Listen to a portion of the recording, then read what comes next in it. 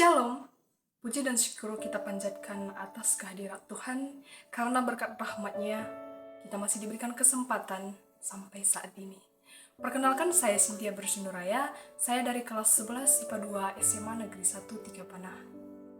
Pada kesempatan kali ini, saya akan menyampaikan firman Tuhan. Sebelum itu, mari kita meminta kekuatan kepada Tuhan, kita berdoa. Allah Bapa yang kami sembah dalam Yesus Kristus, terima kasih kami ucapkan atas kehadirat-Mu Tuhan, karena berkat kasih karunia Tuhan yang selalu menyertai kami sampai saat ini. Bapa, sebentar lagi kami ingin mendengarkan firman-Mu. Tuhan, pakai anak-Mu yang lemah ini Bapa dalam menyampaikan firman-Mu. Tuhan, urapi dia, Tuhan pakai dia. Biarlah kuasa Tuhan bekerja pada tempat ini. Ampuni salah dosa kami Tuhan, agar kami layak disebut sebagai anak-Mu. Di dalam nama Yesus kami berdoa dan mengucap syukur. Amin. Saudara-saudara yang sekasih di dalam Kristus, bahan khotbah kita diambil dari kitab Injil Lukas 15 ayat 11 sampai 24. Kitab Injil Lukas 15 ayat 11 sampai 24, firman Tuhan berkata, perumpamaan tentang anak yang hilang. Yesus berkata lagi, ada seorang mempunyai 2 anak laki-laki. Kata yang bungsu kepada ayahnya, Bapa, berikanlah kepadaku bagian harta milik kita yang menjadi hakku. Lalu ayahnya membagi-bagikan harta kekayaan itu di antara mereka.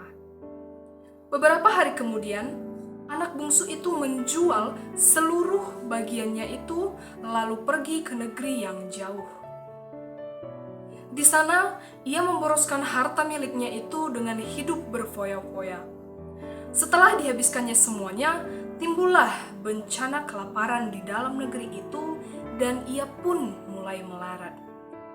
Lalu ia pergi dan bekerja pada seorang majikan di negeri itu. Orang itu menyuruhnya ke ladang untuk menjaga babinya. Lalu ia ingin mengisi perutnya dengan ampas yang menjadi makanan babi itu. Tetapi tidak seorang pun yang memberikannya kepadanya.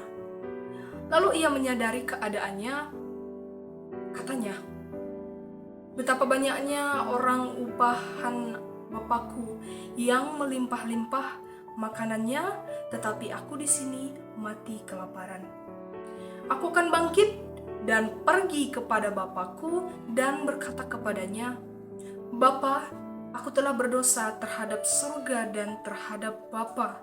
Aku tidak layak lagi disebutkan anak Bapa. Jadikanlah aku sebagai salah seorang upahan Bapa.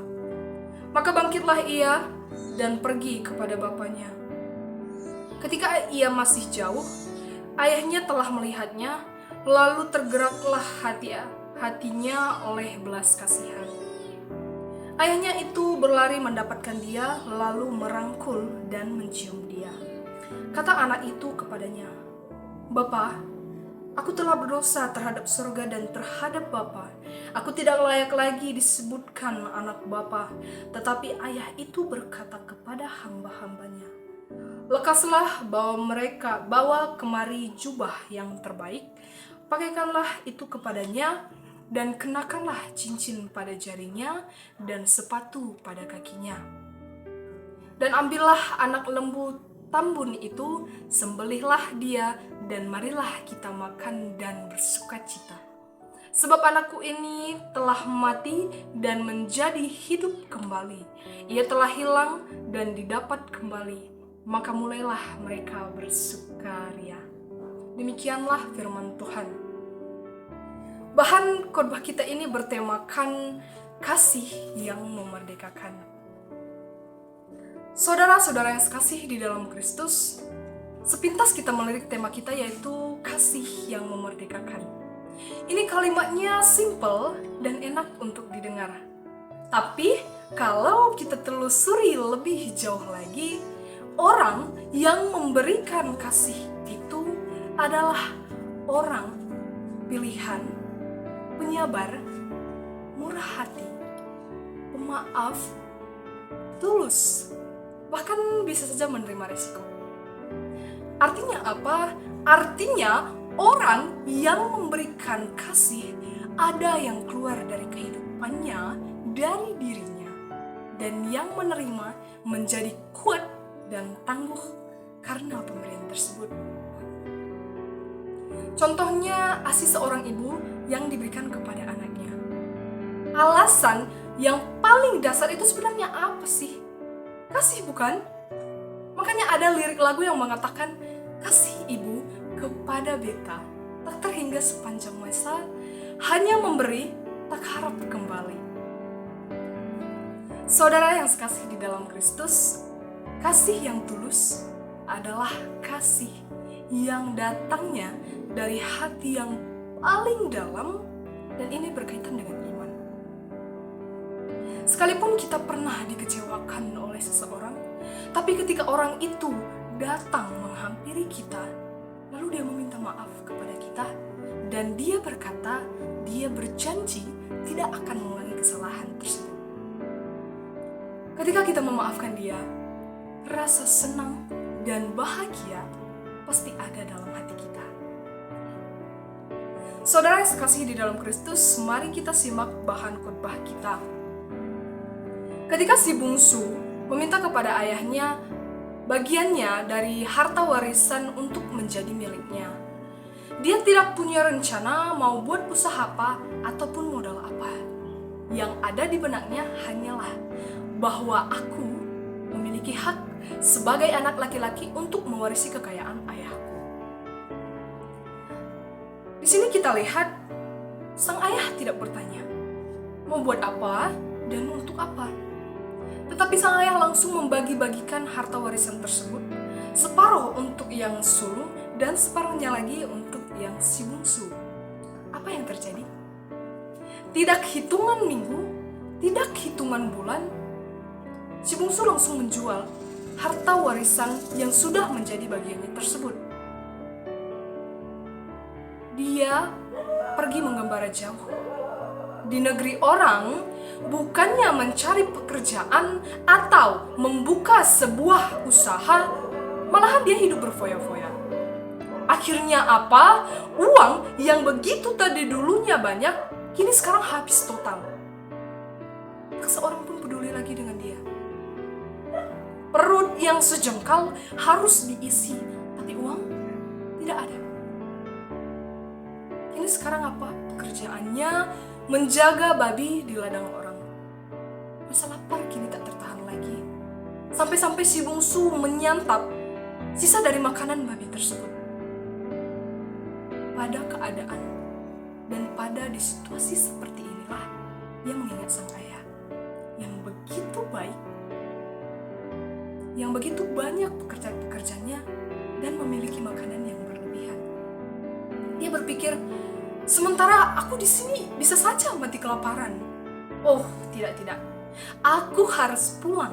Aku harus kembali kepada bapakku. Aku harus minta maaf kepada bapakku bahwa aku telah bersalah, aku telah berdosa, dan aku tidak layak lagi disebut sebagai anaknya. Tapi tak apalah, lebih baik aku menjadi budak ayahku saja.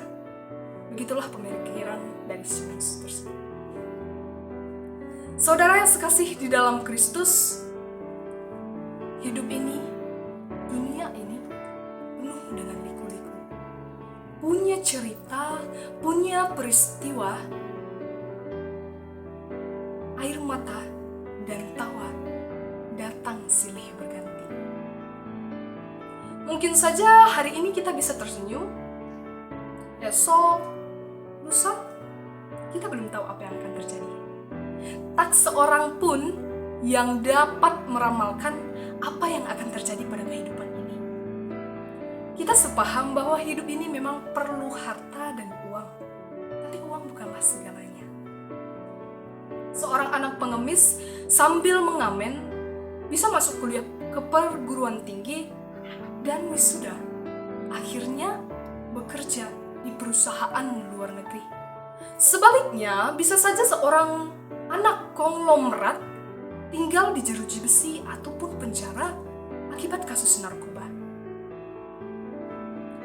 Saudara yang sekasih di dalam Kristus, itulah dunia.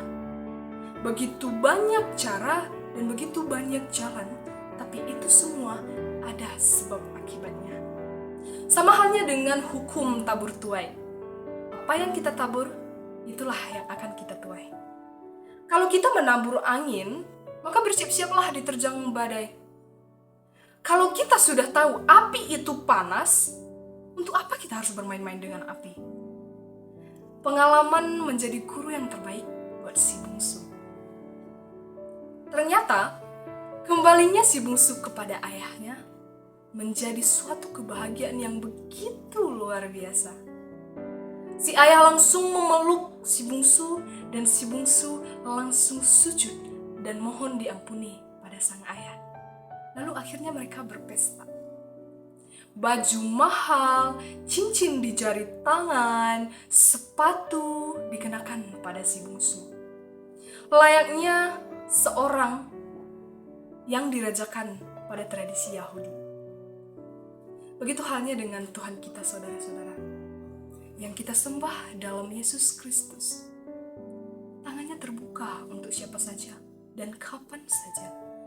Sekalipun kita jatuh tersesat ke dalam jalan kegelapan, Dia akan tetap mencari kita agar kita kembali ke jalan yang terang dan benar. Marilah kita belajar kepada Yesus Kristus, karena Dialah yang sanggup menyelamatkan kita dan membawa kita ke dalam jalan yang benar. Inilah kasih yang memerdekakan dan kasih yang sanggup menyelamatkan. Ingat, sekalipun ada orang yang sanggup membeli bumi ini, belum tentu dia sanggup membeli keselamatannya sendiri. Karena hanya Yesus Kristus jalan dan kebenaran. Karena hanya Tuhan dan kasih Yesus yang hanya dapat menyelamatkan kita. Sekian firman Tuhan yang saya dapat sampaikan pada hari ini. Biarlah terpuji nama Tuhan sekarang, dulu, dan sampai selama-lamanya. Amin. Kita berdoa. Allah Bapa yang bertahta di kerajaan surga, terima kasih Tuhan, kami sudah mendengarkan firman-Mu Bapa. Biarlah Tuhan ajari kami Bapa, supaya firman-Mu ini dapat kami jadikan bekal kami di dalam menjalani kehidupan kami sehari-hari. Ampuni salah dosa kami Tuhan Yesus, agar kami layak disebut sebagai anak-Mu dan pantas menerima berkat yang datangnya dari Tuhan di setiap harinya. Inilah doa dan permohonan kami Bapa. Kami datang melalui Yesus Kristus, Putra-Mu Juru Selamat kami manusia. Amin.